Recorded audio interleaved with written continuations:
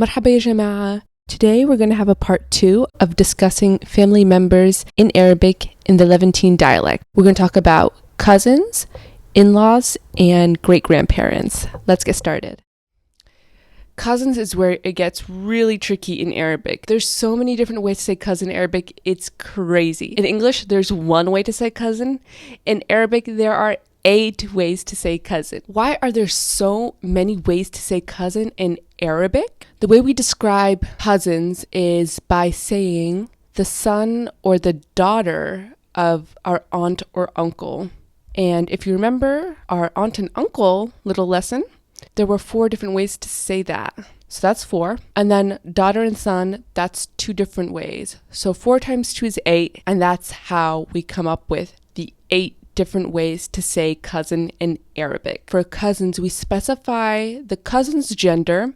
Then we specify if it is a maternal or paternal cousin. And then we also specify if it is from our aunt or uncle.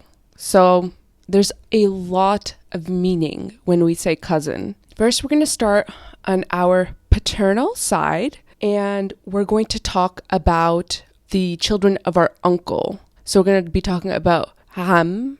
First, we're going to start off with male cousin on your paternal side from your uncle. That would be Ibn Ham, and possessive would be Ibn Ammi. What about the daughter of your uncle on your paternal side? That would be Bint Am. Possessive is Bint Ammi. Cool. Done with our uncle on our paternal side. Now let's move on to a child of an aunt on our paternal side. To say the son of our aunt on a paternal side, it would be Ibn Am. Possessive is Ibn Amti. To say daughter of an aunt on our paternal side, we would say Bint Amma. To say it possessively, we would say Bint Amti. Now we're fully done with our paternal side, and we can move on to our maternal side. So we're going to start on our maternal side with our uncle. And if you remember, uncle on your maternal side is Khal. To add possessiveness, it's Khali. To say the son of an uncle on the maternal side, you would say Ibn Khal or Ibn Khali. To say the daughter of an uncle on the maternal side, you would say Bint Khal. The possessive form is Bint Khali.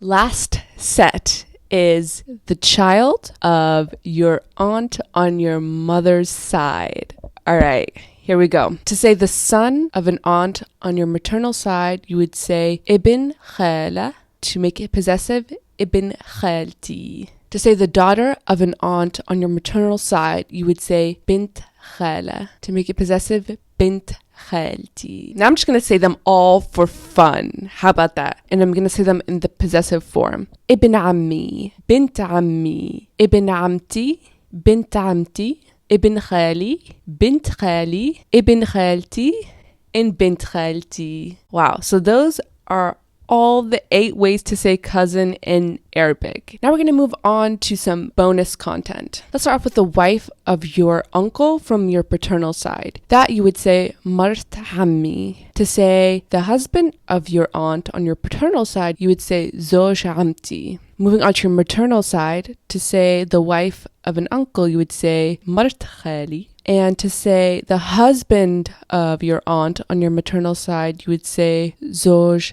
Khalti. Now let's move on to in-laws. Father-in-law is Am, and possessive is Ammi. And if you remember from my previous video, Am actually means a paternal uncle. So we call our father-in-law an uncle, essentially. There are 2 ways to say mother-in-law. The first one is by saying the wife of your father-in-law. And if you remember from my previous video, one of the ways to say wife is Mart, and then we just said that father-in-law is Am. So the non-possessive form would be Mart Am. The possessive form would be Mart Ammi. The second way to say mother-in-law in Arabic is Hama. To make it possessive, it would be Hamati. Son-in-law is Sihr. To make it possessive, it would be Sihri.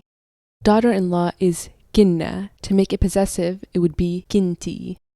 There are 2 ways to say brother-in-law in Arabic. The first one is by saying the husband of your sister, and that would be Joz أختي. The other way is to say silf. The possessive form of that is silfi.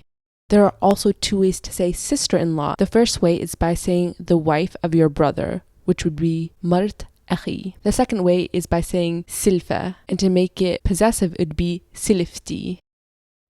Now I have another piece of bonus content for you. How would you say great-grandfather and great-grandmother in Arabic? There's going to be two ways for each, because you have to specify if this great-grandfather comes from your grandmother or from your grandfather. So great-grandfather, that is your grandfather's grandfather, is jid jiddi.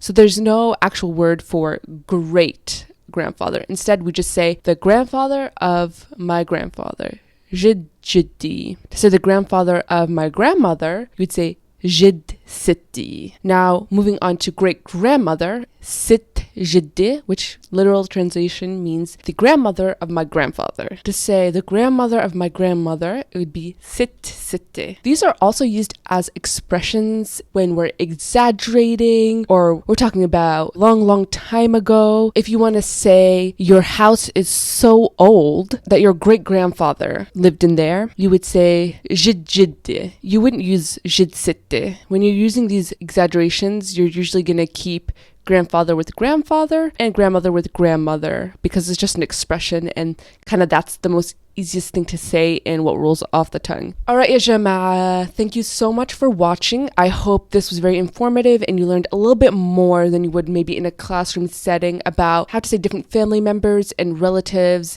in spoken Arabic in the Levantine dialect. If you think I missed anything, comment down below and I can include it in a different video. Don't forget to subscribe, like, and comment, and I'll see you in the next video. Ma salama.